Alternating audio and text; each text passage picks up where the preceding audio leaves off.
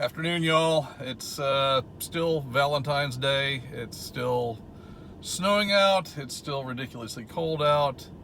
This is Joe. I'm back again. I'm going to go ahead and give you one more stories from the patrol car today. Cops, I don't know, maybe if it's just us or if it's just the department I work at, but we're a bunch of practical jokers. We go ahead and pull pranks like nobody's business. That's just the way things roll around here. One of the guys I work with back in the day, I worked with him in another department, and he found out that one of our coworkers was absolutely terrified of snakes. And so he'd gone ahead, he'd convinced one of our new guys that, hey, you know what, dispatch is shorthanded tonight. Sorry about your luck, but you're gonna have to ride the dispatch desk for a while until the replacement dispatcher comes in because the one that's on duty needs to go. This is completely not the way we did things, but he's a new guy and he didn't know any better. And so he went along with it. What he didn't know was my buddy had found a snake that had been roadkilled. And so he went ahead and brought the dead snake into the dispatch office with the knowledge of the dispatcher that was on duty and tied it to the dispatcher's chair with a piece of fishing line. So this rookie officer goes ahead and pulls the chair back to go ahead and take his position behind the dispatch desk. And as he pulls the chair out, the snake starts to come out from under the desk after him. And it's on one of those plastic office mats that they put down to save the carpet around the desk. And so it makes this hissing sound as it's sliding across the plastic mat. Rookie is just absolutely terrified. How the hell he didn't shoot up the dispatch desk in the console, I do not know.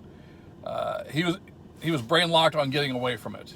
Fight or flight, he chose flight. And so he ran off to the corner to hide from the snake. And of course, everybody is just pissing themselves. They're laughing so hard. Well, the same officer that went ahead and procured the dead snake has a thing for spider webs. He could care less about spiders. I'll tell you that right now. Spiders don't bother him. But when he walks into a web, he comes unglued. He'll scream like a little girl. And it wasn't too many years ago, he went ahead and came to work for us down here. And at that point in time, we had patrol cars that were all keyed the same. And so, me being me, I went ahead and captured a couple garden spiders and turned them loose in his car when he was off duty. And of course, spiders build webs. So, little stuff like that. My favorite, though, my absolute favorite of all time would have been probably about this time of year, give or take. Maybe 10 years ago, 9 years ago. Some of our officers had take-home cars, some of them didn't. And this one particular sergeant had a take-home car. He was an administrative sergeant. He didn't have any patrol duty, so his absence in the office or his delayed attendance in the office wasn't necessarily a problem or didn't create a crisis. Well, one night, I'm working night shift. It is ridiculous cold out, kind of like it is right now. I think it may have been about 9-10 degrees out. My partner and I are bored to tears and nobody's doing anything. We're just driving around trying to stay awake. And so the thought crossed my mind, it's like, hey, let's have some fun with Mikey. And so I went ahead and brought a pump-up sprayer to work and drove by the office, filled up the pump sprayer, drove by Mikey's house about every 15 minutes and misted his car. Just the driver's door and the windshield and, just part of the car. Just enough to make things difficult. I don't want to screw the guy over, but at the same point we're having fun. And so Every 15 minutes, we refilled the pump sprayer and put another 2 gallons of water misting on the car, and it freezes almost instantly. And to go ahead and add insult to injury, I froze a can of de-icer to his light bar on top of his car.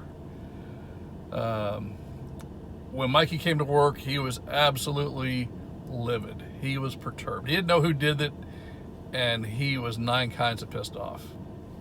Okay, I get it. I told him, I was like, Mikey, dude, that was me. I'm sorry, I didn't mean to upset you. I wasn't trying to be cruel. I was just pulling your leg.